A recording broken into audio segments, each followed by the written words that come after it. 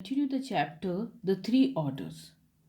So, when we are talking about the feudalism, it developed in England from the 11th century. So, the Angles and the Saxons they have settled in England in the 6th century.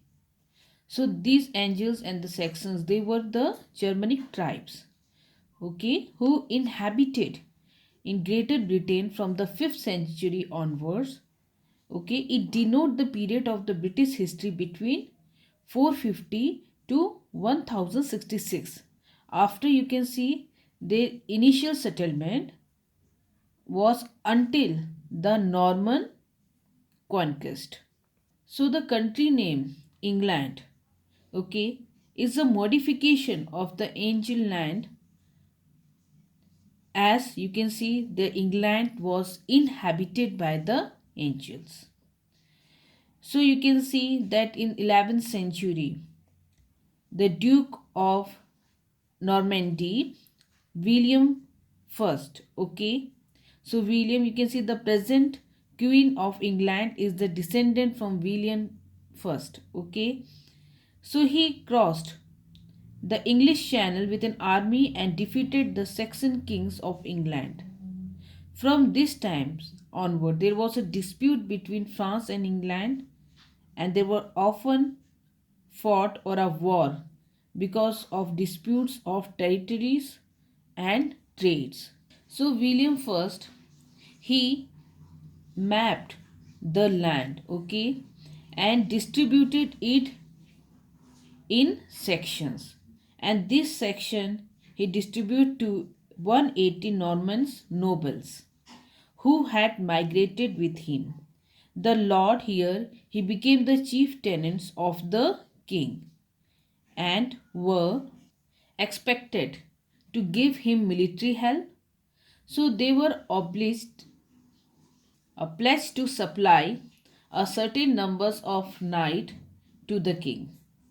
So they soon began to give some of their own lands to this knight, okay, who would serve them just as they in turn served the king. So they could, however, use their knights for private warfare, which was forbidden in England.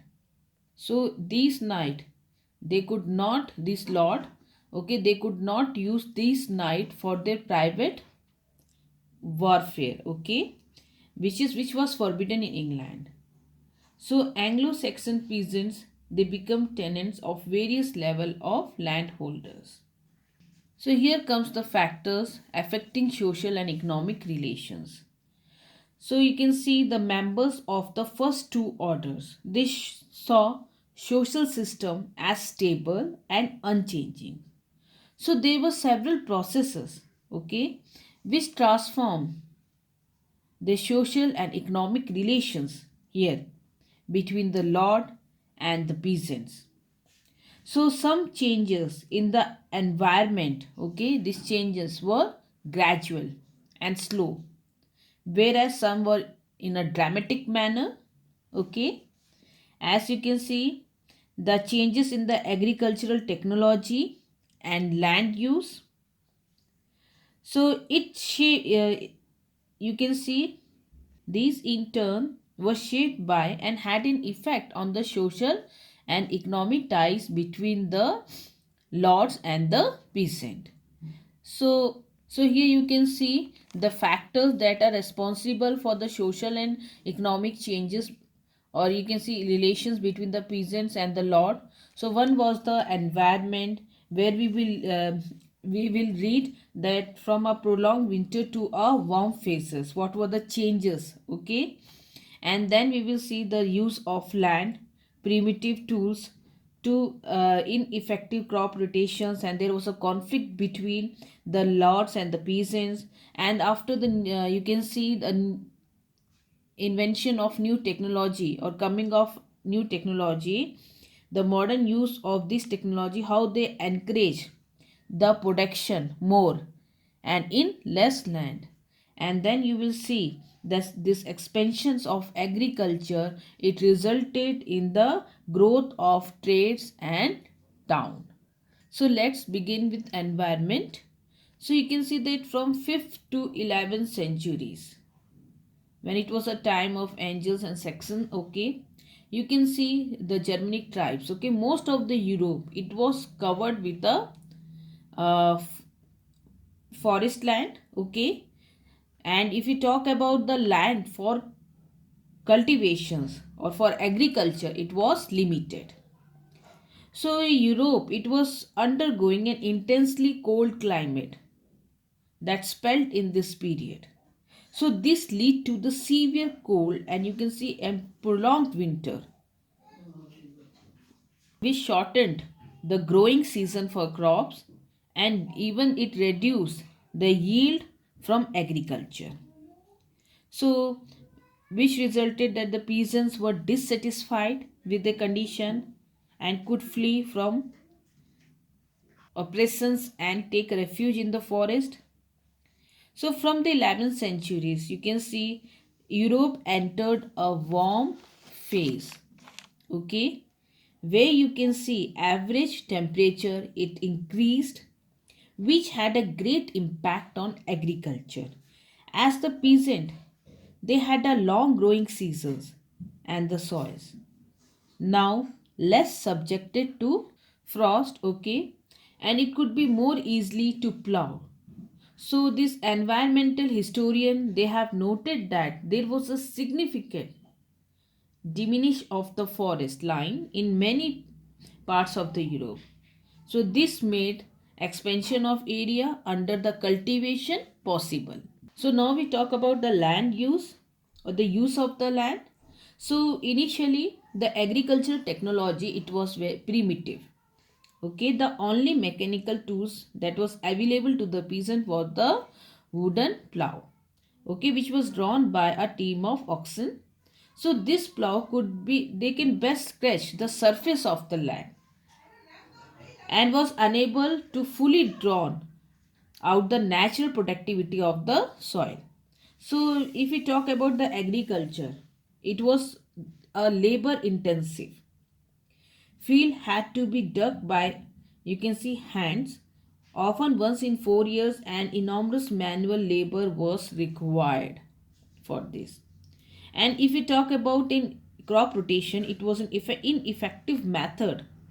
You can see the land was divided into half, okay. One field was planted in autumn, okay, with winter, you can see wheat, while the other field it was left fallow, and rye was planted on this fallow land the next year, and while the other it was put fallow.